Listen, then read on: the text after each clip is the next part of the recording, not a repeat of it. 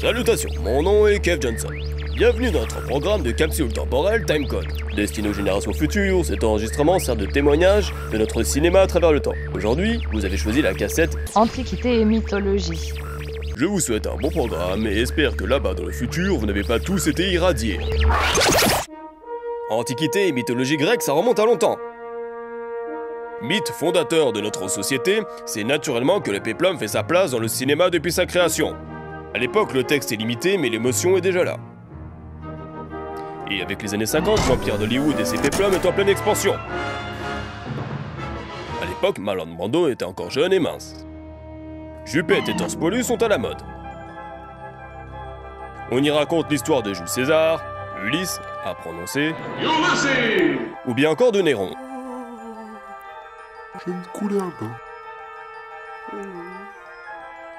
Quoi de mieux que l'histoire avec un grand H pour raconter de grandes épopées?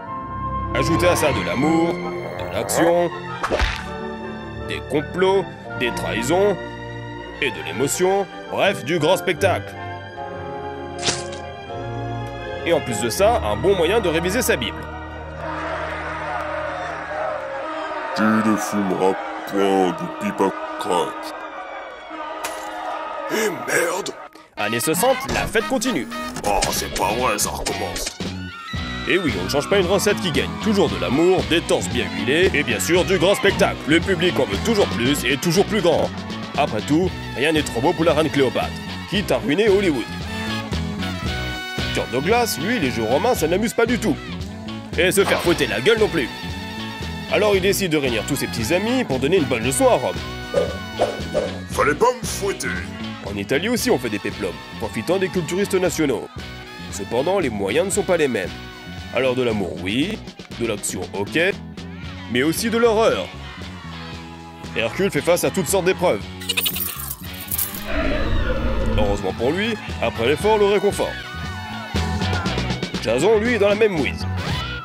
Pour avoir droit à sa toison d'or, il faudra d'abord combattre Titan, Ide à 5 têtes et Squelette en carton-pâte. Croyez-moi, ce n'est pas si facile. Années 70, début du déclin. Les films de gladiateurs avec des messieurs costauds torse nu, ça ne marche plus.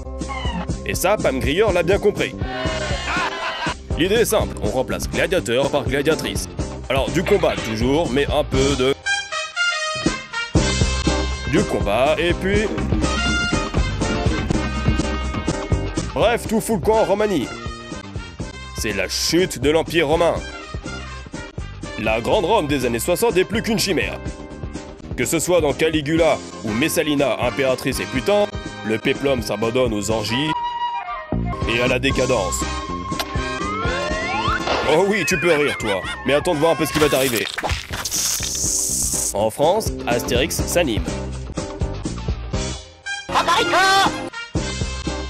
Forcément, années 80 arrive ce qui devait arriver, l'invasion des barbares. D'abord Conan, premier grand film d'Arnold Schwarzenegger, ce récit épique et brutal mettra l'Autrichien haltérophile sur le podium. Derrière, on trouve la reine des barbares, certes tout aussi brutale, mais pour l'épique, on repassera. De toute façon, vous l'avez bien compris, l'intérêt est ailleurs. Bon sang, elle s'est maniée une épée. En Grèce, eh bien, on est un peu resté dans les années 60, une vraie tragédie grecque. Années 90, le péplum c'est vraiment fini. Seul un homme lutte pour préserver la tradition. Cet homme, c'est Kevin Sorbo, alias... Kull the Conqueror. Ou bien évidemment Hercule. Kevin Sorbo, on l'aime bien. Il sait faire plein de choses. Sauter à pieds joints sur ses ennemis, jouer de la guitare, et évidemment porter des choses lourdes. Malheureusement, ça ne suffira pas à retenir l'attention du public. Le péplum, l'Antiquité, la mythologie grecque, il faut se rendre à l'évidence. Ça n'intéresse plus personne. Désolé, Kevin. Année 2000, l'impensable se produit. Rome et sa splendeur renaît de ses cendres. Du pain et des jeux, c'est reparti. Les stars hollywoodiennes renfilent les jupettes. Et racontent à nouveau les grands mythes de l'Antiquité. plus que jamais, il y a de l'huile sur les torses, et ça sent la testostérone. Ah, attendez un moment. Rembobinez, s'il vous plaît. C'est bien ce que je pensais, Kevin Sorbo l'avait fait avant tout le monde. Il était juste un peu en avance sur son temps. Notre odyssée touche à sa fin. Mais pas le péplum. Avec certes des hauts et des bas, il restera un genre qui traverse le temps et s'adapte aux époques. Car ses origines universelles et mythologiques nous toucheront toujours. Une chose est sûre, le cinéma n'a pas encore tout dit.